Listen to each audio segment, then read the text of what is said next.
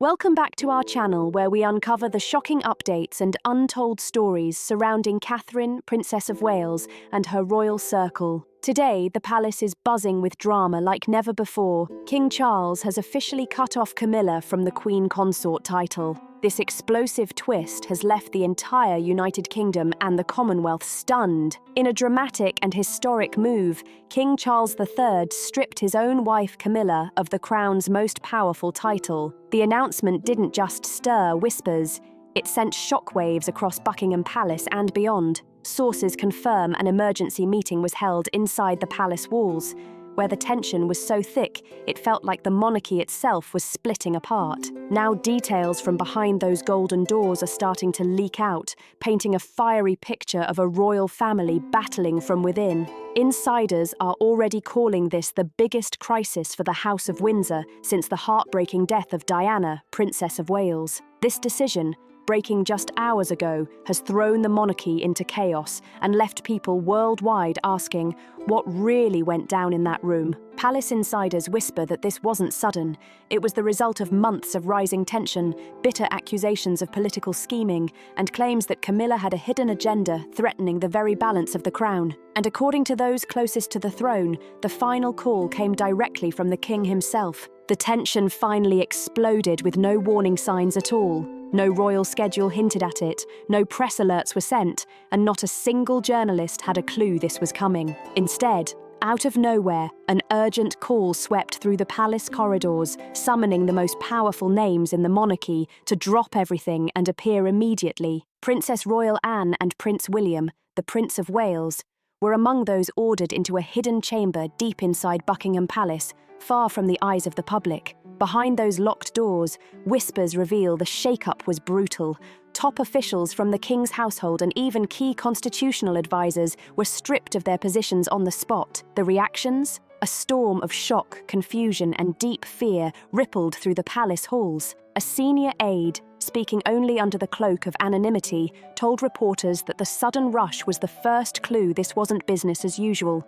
It was something far bigger. Guards were locked in at both ends of every hallway, their presence heavy and intimidating. Phones were seized the moment people stepped inside, cutting off all chances of leaks to the outside world. Yes, the royal family has seen its fair share of scandals and disasters before, but the atmosphere this time was chilling. Something darker was unfolding.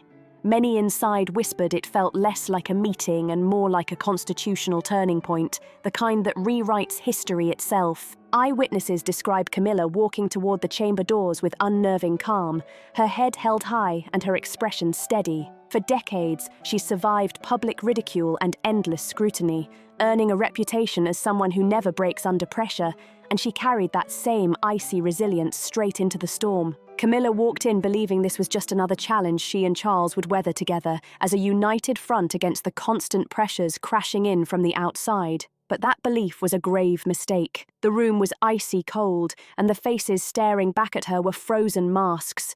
No warmth, no loyalty, just unreadable stone expressions. The respect she had once commanded had evaporated, replaced by a suffocating silence so sharp it felt like the walls themselves were holding their breath. What she didn't realize was that the verdict had already been sealed long before she entered. According to one insider, King Charles wasted no time with politeness or careful words. He was described as trembling, his hands shaking in the tense air, but his voice carried the weight of a decision that could not be undone. He was unsettled, yes, but unshakably firm in the path he had chosen. Throwing royal protocol straight out the window, King Charles seized control of the meeting with a force no one in that chamber had ever witnessed before. His voice was strained, heavy with emotion, but every word cut through the silence like steel, sharp, piercing, and unshakably firm. Witnesses say in that moment, his authority was absolute, leaving no room for debate or resistance. This wasn't a discussion, and it wasn't a council, it was a royal proclamation laid bare. Every sentence he delivered carried the weight of finality, as if each word had been etched in stone. His tone drove home one message: the throne is not just a crown, it's a duty, a legacy, and a sacred bond between monarch and people that cannot be tampered with. Then all eyes turned as he shifted his focus squarely onto Camilla. The words, Queen Consort, left his lips, but not as a title of honor. He spat them out like an accusation, as if the very phrase itself had become a charge against her. Witnesses say his voice was laced with pure anger, his words erupting with a fury that no one in the chamber had ever heard from him before. He laid out accusation after accusation, speaking of betrayals so deep that in his mind there was no other path left. Then came the moment that cracked the silence wide open. Charles declared, "The title comes to an end today." That single line cut through the air like thunder, shaking the entire room. Gasps exploded instantly, echoing off the palace walls, while advisors fidgeted nervously, their eyes glued to the floor, too afraid to look up. The atmosphere shifted in an instant. Order collapsed into chaos, and in the middle of it all, the icy composure Camilla had carried in finally crumbled, slipping away as the gravity of the king's words hit her like a blow. Her face, once calm and collected, drained of all colour as the reality struck her with brutal force. Her eyes widened in shock and fear. This was the nightmare she never imagined would come true.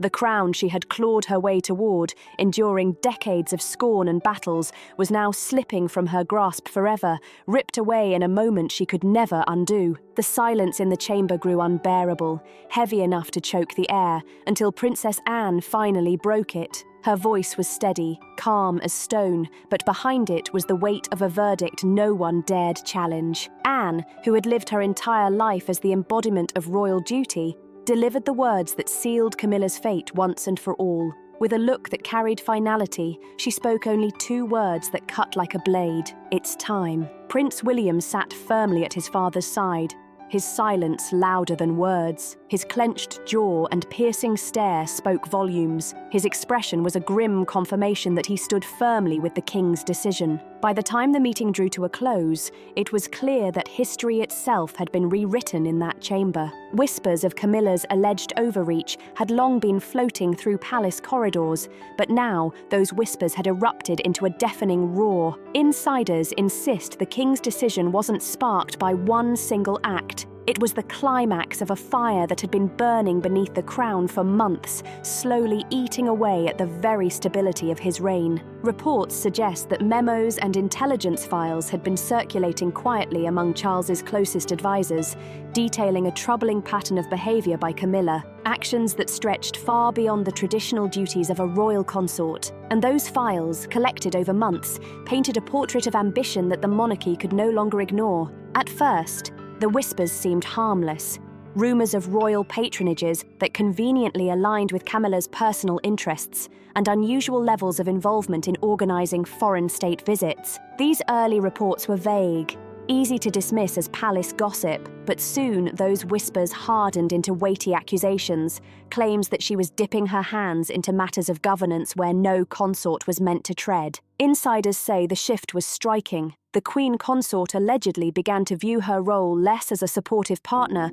and more as a co-monarch. One former palace officer revealed that Camilla was no longer content simply standing by Charles's side. Instead, she reportedly became deeply involved in analysing policies, stepping into discussions that had always been reserved for the sovereign alone. Her voice was said to be growing louder in spaces where royal silence isn't just tradition, it's survival. The allegations painted a dangerous picture, Camilla stepping into arenas where neutrality is sacred and breaking the unwritten code that holds the monarchy together. As the accusations escalated, reports emerged that she had quietly attended secret, off-the-books meetings with members of parliament and some of London's most influential power players. Multiple sources confirmed the claims, insisting these weren't harmless social visits, but serious talks that went far beyond ceremony. Even more shocking, the meetings were said to have been held without the king's knowledge, bypassing official channels entirely and raising alarms about what was truly being discussed behind closed doors.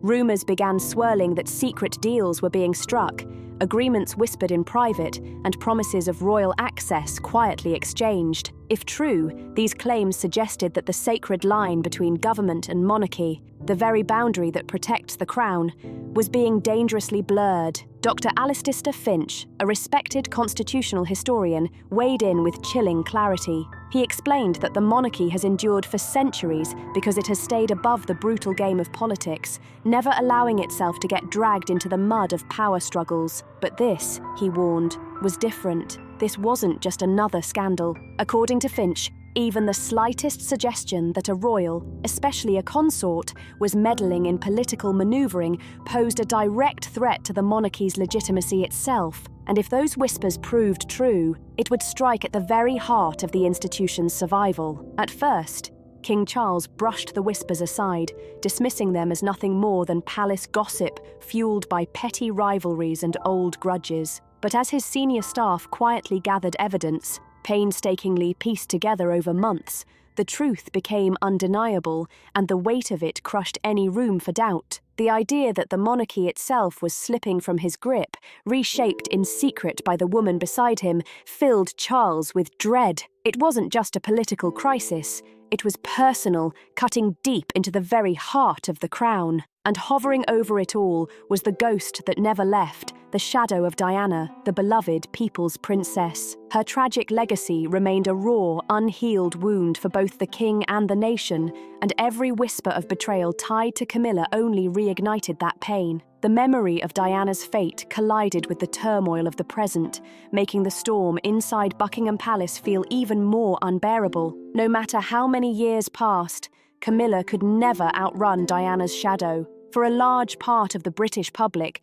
Diana remained the true and only queen in their hearts, while Camilla was viewed as nothing more than an intruder who had stolen her place. And this wasn't just nostalgia for the past, it was a living, breathing sentiment that still pulsed strongly across the nation today. Every time Catherine, the Princess of Wales, stepped into the spotlight, the cheers that thundered from the crowds were deafening, so powerful they seemed to erase Camilla's very presence. At royal events, the adoration for Catherine wasn't subtle, it was overwhelming, eclipsing Camilla again and again. And the harsh comparisons never stopped. Every photo, every public moment, every shared glance between Catherine and the people drew a brutal contrast, reminding Camilla of the gap she could never close. To the public and the press, Catherine had become the living image of modern royalty, graceful, elegant, and full of hope for the future. Many even began to paint her as the spiritual heir to Diana, carrying forward the same warmth and connection that once captured the world's heart. In contrast, Camilla was cast as the obstacle in the story, the woman clinging tightly to a crown that, in the eyes of many, never truly belonged to her. This growing divide didn't just stir gossip, it fueled deep strategic unease inside the palace, where the weight of perception could topple the balance of power itself. A royal-connected PR consultant admitted bluntly that the optics had spun out of control, beyond repair. Catherine's popularity wasn't just rising, it was exploding, soaring to levels the monarchy hadn't seen in decades. Meanwhile, Camilla's presence seemed to drag public opinion into the mud, pulling down approval ratings every time she appeared beside the king. The image split was undeniable. The people had already made their choice about who their queen should be, and it wasn't the woman standing at Charles's side. Diana's loyal supporters seized this sentiment and turned it into a weapon, pushing harder than ever against Camilla's role. Petitions began to circulate, demanding Catherine be elevated above all others in matters of state. These didn't gather a few signatures.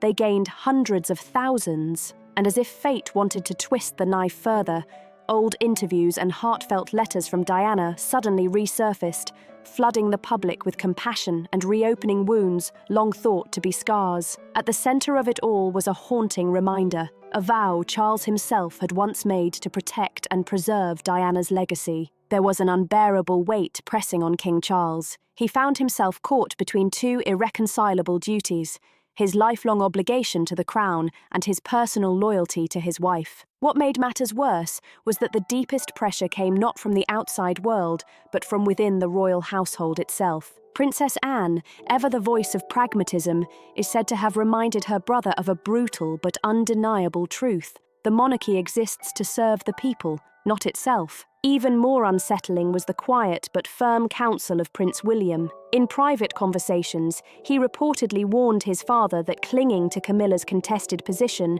was endangering not just the present reign, but the very stability of the crown he was destined to inherit. Prince William argued that the very survival of the monarchy was bound to the memory of his mother, Diana. Her legacy was not simply personal, it was inseparable from the institution itself. Then came the final straw.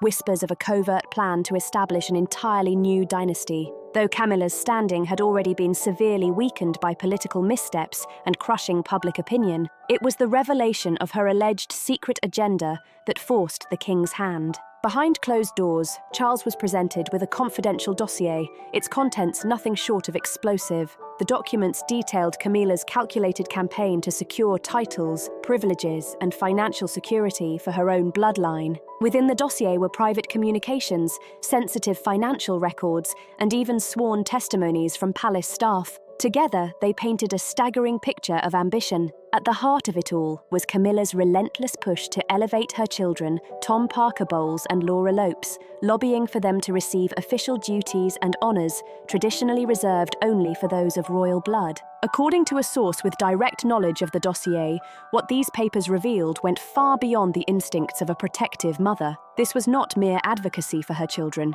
It was a calculated attempt to weave the Parker Bowles bloodline into the very fabric of the monarchy. The documents outlined a bold plan to construct a parallel dynasty. Tom Parker Bowles was discreetly positioned to inherit control over select royal estates, while Laura Lopes was set to receive ceremonial honours that would elevate her standing almost to the level of the king's own nieces. Even more alarming, Camilla had allegedly exploited her influence at court to slip these measures into routine documents destined for the king's signature, camouflaged within the flood of daily state papers. What appeared, on the surface, to be mere bureaucratic formalities were, in fact, the building blocks of a dynasty that could one day rival the crown itself. Prince William's reaction to the revelations was nothing short of explosive. To him, this was the gravest act of betrayal imaginable. Reports claimed he accused Camilla of attempting to erase his mother's legacy altogether, seeking to supplant the Windsor bloodline with her own. His fury galvanized the family. For the first time in years, their divisions vanished, and they stood as one. The pressure on Charles became unbearable. The matter was no longer framed as a struggle between his wife and his crown. It had sharpened into a stark choice: the survival of the monarchy itself, or the unchecked ambition of a single woman. The fallout left the kingdom in turmoil, its future hanging by a thread. As soon as the decision was revealed, the illusion of a united monarchy shattered. Reports placed Camilla in near total isolation within the palace walls, consumed by what she saw as the deepest betrayal of her life. "She is utterly heartbroken," a confidant revealed. To be humiliated so publicly after decades of loyalty and sacrifice is a cruelty she never believed possible. Yet beyond the palace gates, the reaction was far from sympathetic. The nation split sharply down the middle. Admirers of Diana flooded social media and public squares with jubilant declarations, hailing the king's action as long overdue justice. One message, shared thousands of times, summed up the prevailing sentiment: the spirit of Diana has at long last been laid to rest. "Vengeance has been taken against the true queen," proclaimed Diana's supporters. Yet, though smaller in number, Camilla's defenders were just as fierce in their outrage. They condemned the move as a calculated act of political sacrifice, accusing the king of casting aside his wife simply to appease the masses and salvage a fragile reign. The media frenzy was relentless. "Queen no more" screamed across front pages, while rolling news channels replayed the scenes in endless cycles, their panels of royal experts, historians, and former aides dissecting every detail of the crisis. The fallout was swift and merciless. A war of narratives gripped the kingdom. Diana's legacy triumphant on one side, Camilla's downfall mourned or decried on the other. At the heart of it all, King Charles stood isolated. To some, he was now the embodiment of courage, a monarch willing to act decisively in defense of the crown. To others, he was a broken man, a feeble king, and worse still, a cruel husband who had betrayed his closest companion. His reign is no longer marked by the harmony he once vowed to uphold, but by the fracture he himself has carved into the people. The crown he fought so desperately to protect now rests upon him like an unbearable weight. In contrast, the Prince and Princess of Wales have emerged as the undeniable victors of this storm. Their reputations, polished rather than tarnished by scandal, now shine brighter than ever. William and Catherine are increasingly seen as the steadying force the monarchy has been yearning for. A future untethered from the shadows of betrayal and controversy. Their silence has been their most powerful statement. Without a single word, they have embodied dignity and restraint. The public has rallied behind them, sensing in their composure the promise of a monarchy reborn, modern, approachable, and unshaken by the chaos that has engulfed the present reign. For many, this moment marks an erasure unlike any before it, a rewriting of history in real time, a silent coronation of sorts, where the people have already chosen their king and queen, and it is not the pair who sit upon the thrones today. Following the decision, the royal household has begun the unprecedented task of erasing a Queen Consort from the living fabric of monarchy. It is a ritual that has no blueprint, a dismantling of identity carried out in the full glare of history. The King's edict, signed with trembling authority, is now in motion. Each step of its execution is deliberate, as if the monarchy itself is performing an exorcism. Her name has already begun to vanish from official websites, state documents, and royal charters. Portraits once unveiled with ceremony are being quietly lowered from palace walls, rolled away into storerooms where disgraced faces of the past reside. Her personal cipher, CR, Camilla Regina, will be stripped from its short-lived place on official seals and stationery. What had once symbolized triumph is now treated as contamination. This is not merely a revocation of a title, but a symbolic death, a slow and methodical wiping of her presence from the institution she had, for a fleeting moment, believed she ruled. Meanwhile, legal minds race to grasp what has taken place. Constitutional scholars call it a dangerous precedent. Was this a royal decree, an act of necessity, or the beginning of a new interpretation of absolute power in a constitutional age? Dr. Finch observed that no precedent exists for this kind of action. If you withdraw a title conferred at accession, and you do so to your own spouse, you are venturing into ground that has never been explored before, he explained. Legally, Camilla remains the king's wife. Publicly and constitutionally, however, her very position has been obliterated. Her final appearance now takes on the quality of cruel theatre. Just hours before the announcement, she had stood beside the king on the balcony of Buckingham Palace. Whispers of turmoil were already swirling, and yet she emerged, poised and painted into the tableau of monarchy. But the silence of the crowd was unmistakable. Her wave was hesitant, her smile brittle, a queen on borrowed time. What was meant to be a display of continuity became instead a requiem, not a triumphant moment, but a solemn farewell staged in plain sight. The image lingers, a queen shown to her people one last time before being erased from their world.